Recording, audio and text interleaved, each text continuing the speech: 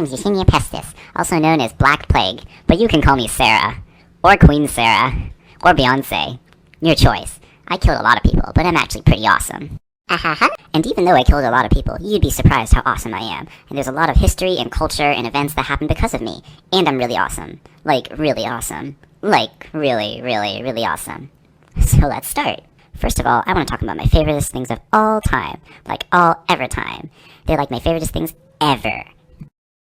I like unicorns, and I like bow ties.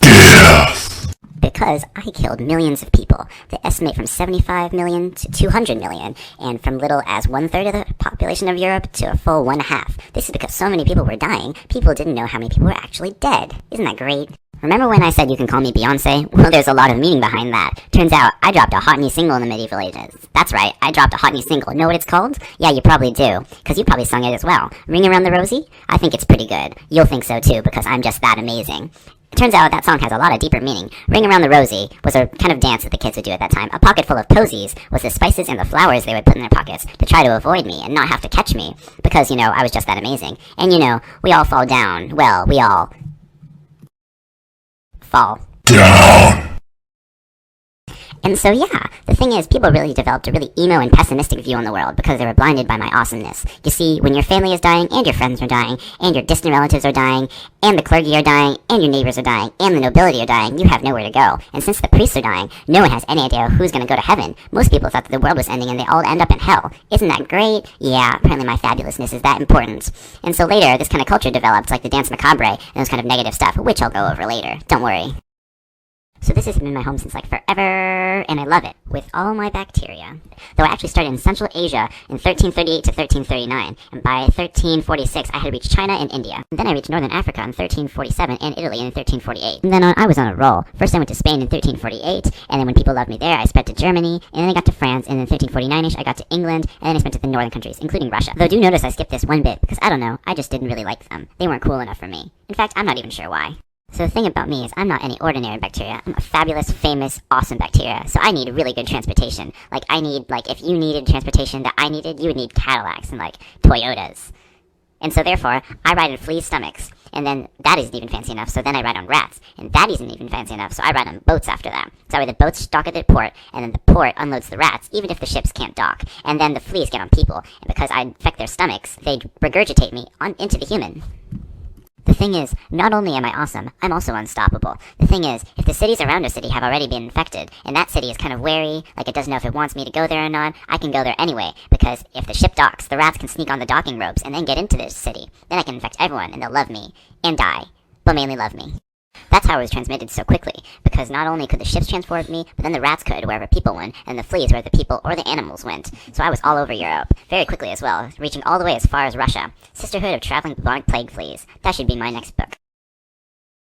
The weird thing is, some people just couldn't handle my fabulousness. I don't know, they'd wake up in, hives, or, kind of just have to leave the room for a second. Nothing, huge, right? Yeah, I mean, I'm pretty awesome, but I'm sure, everyone can handle it. They were still all, fangirl and everything. They loved me that much. You see, sometimes they got into their system, my music especially, and it made them feel bad about themselves, and maybe then just at that point they maybe kind of freaked out just a little bit. But it's okay, because they could still be my fangirls. I mean, The Simpsons just included just a little bit. Fever, maybe a little bit of headache, and then malaise, buboes, puss exudation, and then maybe some bleeding, nausea, vomiting, joint ache, skin turning black, and then death. It's okay, you can still be a fangirl. People use different methods to avoid me, because I was just too fabulous for them. For example, some people try to avoid bad thoughts, be happy-go-lucky all the time. Some tried to drink good wine. Some avoided fruit because apparently an apple a day does not keep the doctor away. Some avoided bathing and showering because they thought that it would open the pores and let me into their system, which I mean, not really. Other people tried to use bad smells. As you could tell, they were pretty desperate. More people avoided lust. And some people especially didn't abuse the poor, which I mean, you never should. That won't help you anyway, but okay. Some people ate and drank immodestly, and then other people tried to use bloodletting, which basically cut themselves or use leeches, and other people used garlic, playing off the bad smells part. None of these worked. Too good for that. The majority of people thought that God had blamed something on them, and it was their sin, so oh my god.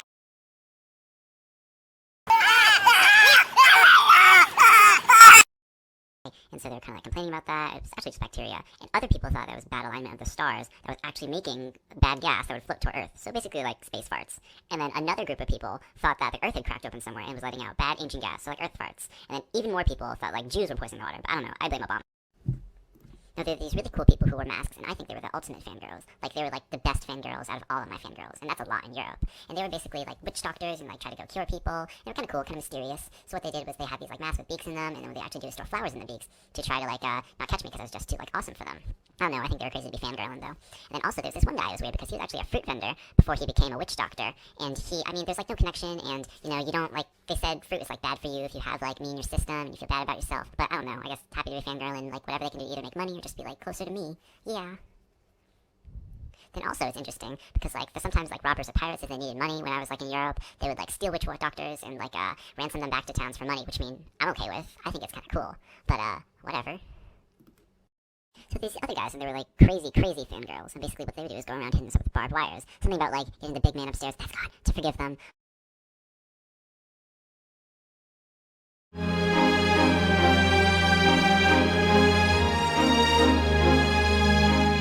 But, I don't know. Still fangirling, always fangirling, never stop fangirling.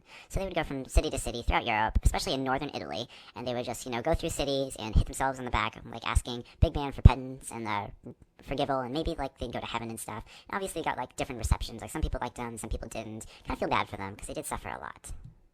And I know I left a lot of death and destruction and fabulous in my wake, but I mean, I left a couple good things for my fangirls, because I know I love them. I mean, besides the fabulousness, not the death and destruction. For example, a lot of people were vaccinated, for those who did survive, that 1/2 to 2/3 or whatever, and a lot of the land that people couldn't take care for while they were sick and dying was actually the fallow, so they could feed livestock. And people also made more money because jobs were more available, because there were a lot of dead, unlike now, thanks Obama.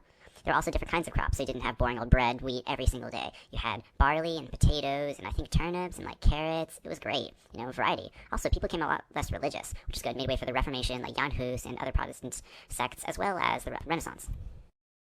Now, I realize that most of my fangirls are gone, like, they moved on to bigger, better things, I mean, like death, but recently I was surprised because in Spain, there's this one guy who's kind of old, and he just popped up and he just started, like, fangirling, which is kind of weird, because I thought they were all gone. I was like, oh, wow, yay. You see, he was just, like, in the middle of Spain, like, doing his thing, like, not really, like, talking to anyone in a weird way, like, doing anything, like, really strange, but just, like, suddenly he was, like, there, something like buboes, just, like, suddenly, buboes. He was like, oh my gosh, you know, buboes, these big black things in my armpits and in my lymph nodes. He's kind of concerned, you know, like, shouting in Spanish with the exclamation marks on both sides of the sentence. But he was okay pretty quickly, and, you know, I was kind of sad because he got over his bout of fangirling pretty quickly.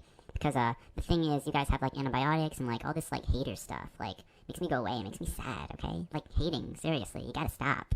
And so he was okay pretty quickly. And I realized, actually, that there's these little, like, bouts of fangirl, like, all over the world. Like, in San Francisco, there's, like, a couple. And in the U.S., there's a couple every year. Actually, 5 to 50 people in the U.S. contract me, the fangirl disease, every year. And just kind of surprising. You wouldn't expect that.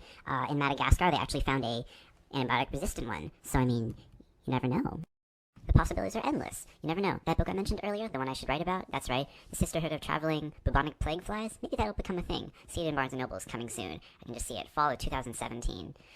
Maybe I'll get a new fangirl. I mean, they're popping up everywhere. I think Eric Zong will do. Yeah, he sounds like a good fangirl, like all the fangirl qualities. Who knows where I'll pop up next? I don't think anyone knows. Not even me.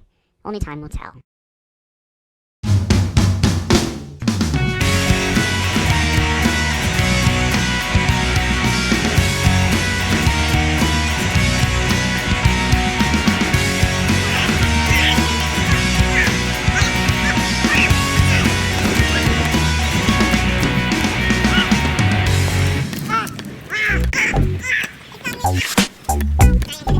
I'm just trying to catch every time you scream. Put it in a montage.